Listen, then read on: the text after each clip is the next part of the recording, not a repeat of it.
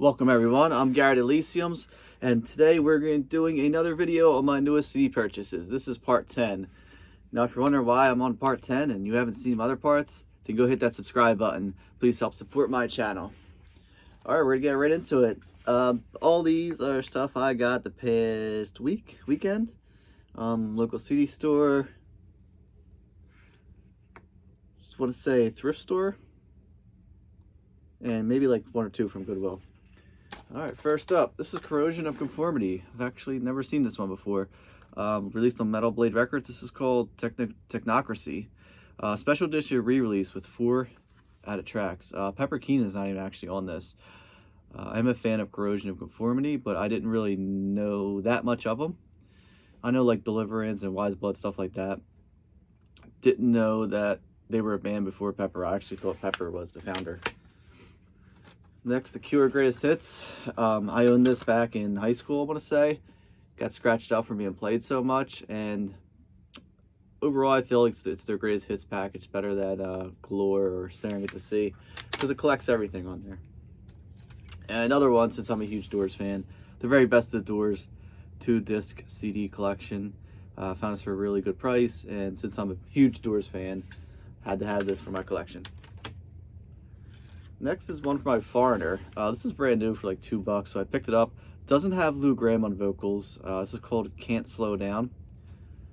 I actually don't remember the name of the singer on this, but it's their newer singer that is not Lou Gramm. I only know Foreigner with Lou Gramm, up to Agent Provocateur. Never really got into him after that, so I'm going to give this a try, see how it sounds. I didn't listen to it yet. Next, Ministry. This is their 1989 album. The Mind is a Terrible Thing to Taste. One of my favorite songs by Ministry. Probably, well, I should say their favorite era. My favorite era is the With Sympathy album, which was their debut. I did get into their 90s, kind of metal industrial stuff. This is kind of the start of that. Kind of new renaissance these guys are creating along with 9 Inch Nails in the late 80s, 89, going into the 90s. So this is a decent album here. Next we have Robert Plant. This is a kind of a greatest hits compilation of his solo career. This one's called Digging Deep Subterranea. This is a 2-disc set. Digibook here. No really booklet in there, just some liner notes about the tracks. Really well put together though. I don't see this ripping or breaking at all, so it's a good digibook. Next we have Survivor. This is Vital Signs. I'm only familiar with Survivor's Eye of the Tiger album. I know they have a very good reputation as a hard rock band, heavy metal band, so this I will definitely be checking out. It's released in 1984. I know this is one of their better albums, one of their well-received albums, so excited to have this. This was like $1 at Goodwill, so glad to pick that up.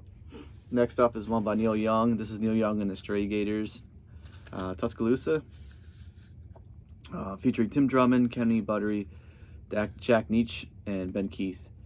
As we know, I've said before, whatever Neil Young's personal beliefs are, whatever. Still a fan of his music. This is one of the Neil Young Archies, another live release, and this one is pretty decent.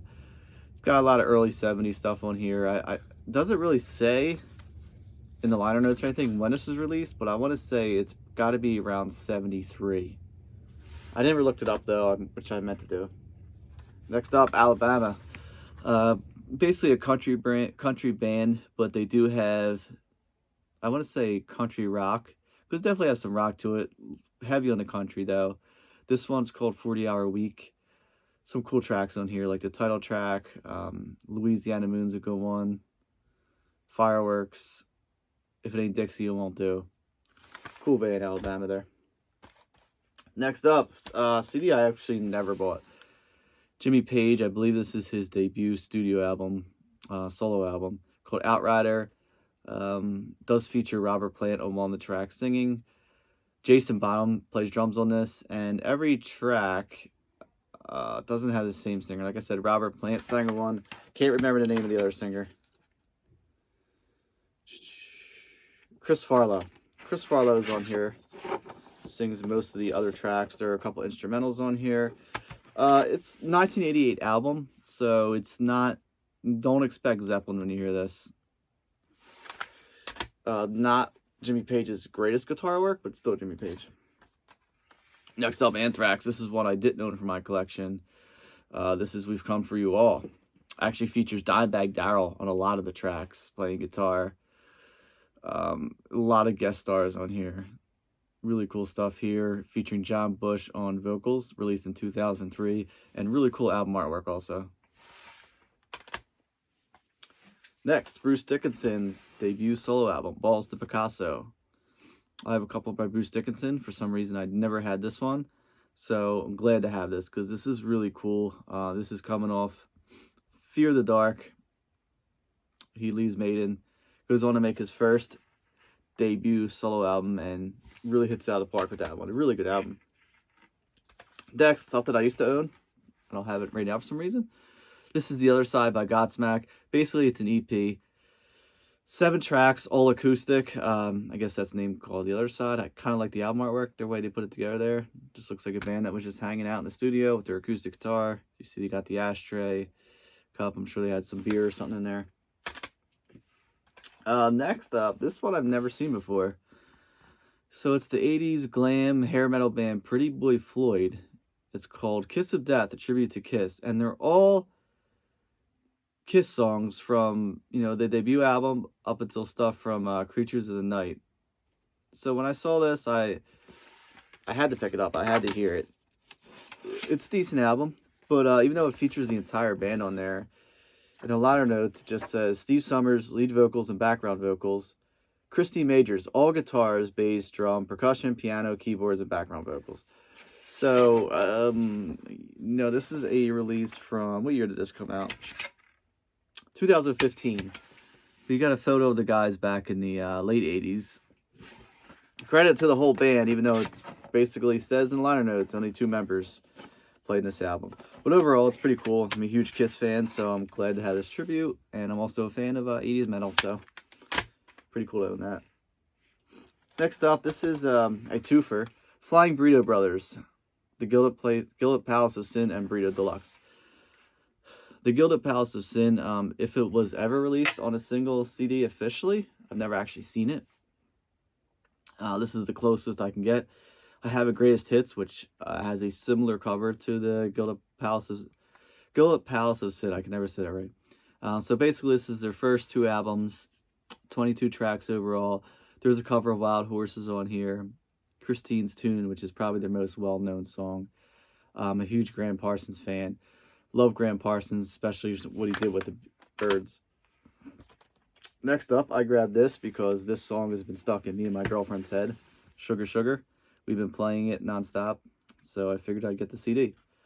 So the Archies obviously were the cartoon comic released back in the 60s. They had this, you know, kind of fake band, and this is the soundtrack for it. And the funny thing is, Sugar Sugar was actually like the #1 song of 1969, beating out, you know, other great songs of that era. Stuff from Let It Be, stuff from Abbey Road, I mean, Let It Bleed, Led Zeppelin, I mean, all those Led Zeppelin's 2 debut albums came out, Led Zeppelin 1 and 2, the Let It Be single came out, Rolling Stones' Let It Bleed. I mean, there's so many great songs of 1969, the whole Woodstock, and Sugar Sugar was actually #1 song, so that just speaks volumes. Next, we have a Led Zeppelin bootleg. This is called Lighter Than Air. Basically collects all their acoustic stuff. Now, when I saw this, I read that it says, record live in various locations, 1970 through 72. But listening to it, some of them are the studio tracks. Like, Hey, Hey, What Can I Do is the studio track. The Battle of Evermore is a studio track. And there's a 3.5 minute, little under 4 minute Stairway to Heaven, kind of a demo version on there. Overall, it doesn't have the greatest sound, but I thought it was cool, so I picked it up. A little disappointed because I thought it was going to be a lot better, but whatever. Next, I have Free, their debut album, Tons of Sobs. Obviously, Free featuring Paul Kossoff and the great Paul Rodgers on vocals. This is a decent album. The Hunter's on here, which is one of their great songs. And Free, I feel like, is such a great band that's overlooked. Could be because of Bad Company, because these guys went on to, you know, two-fourths went on to go and form Bad Company. And, I mean, they're a huge song, All Right Now, which is great. Always gets all the play and all the praise, but there's so many other songs that they need to play from this band. Next up, speaking of Woodstock, Joe Cocker live at Woodstock. 11-track set. This is his entire set from Woodstock. This was released in 2009, so it was a 40th anniversary. Ends with his iconic performance of With Little Help from My Friends. Also other stuff on here like Dear Landlord, which is the Dylan song that opens it up. Feeling All Right, written by Dave Mason. With Traffic, Just Like a Woman, another Bob Dylan song. Let's Go Get Stoned, which was made popular by Ray Charles. I Shall Be Released, another Dylan song on there. Really cool stuff. And here we got, I was going to buy The Idiot, but I went and grabbed this. This is a 2-disc set. This is Iggy Pop's, his first 2 solo albums. The Idiot was the first one, and then Lust for Life is the second one. Obviously, Lust for Life is probably his most famous solo song, featured in commercials, all things like that. The Passenger is on here, which is an amazing song that Susie and the Banshees went on the cover. And also China Girl, which was later be popularized by David Bowie. And The Idiot was produced by David Bowie. So if I can get this booklet out, it's like a lot of these twofers do. You got the 2 on there, but inside the booklet you can fold it. You can have Lust for Life as the cover. You can have The Idiot as a cover. Since they're both great albums, I don't really favor one over the other. I'm just going to keep it with this.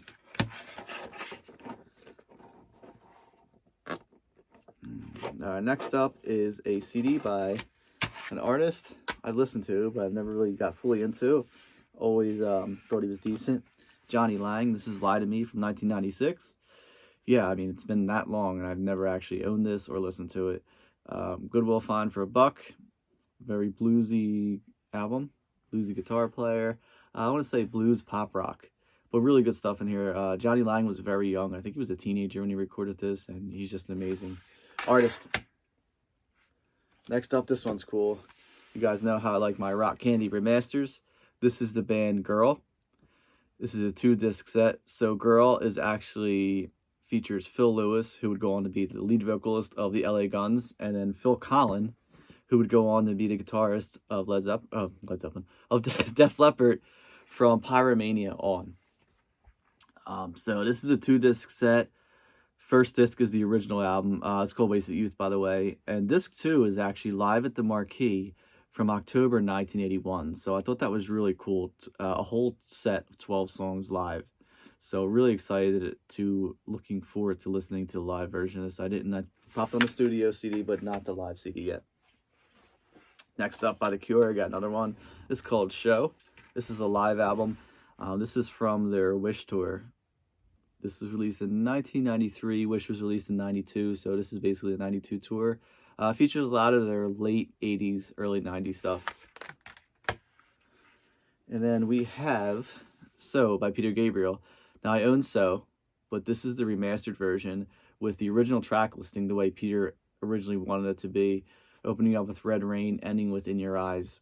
I prefer this version much better, but for some reason, every time I went somewhere, I always saw just the basic CD version, which was originally released, and I wanted to grab this remastered one, which I actually owned in high school. Again, this was Gabriel's all over there. I didn't pull it out to show you the old one, but you know, it's got the blue So over here and stuff like that.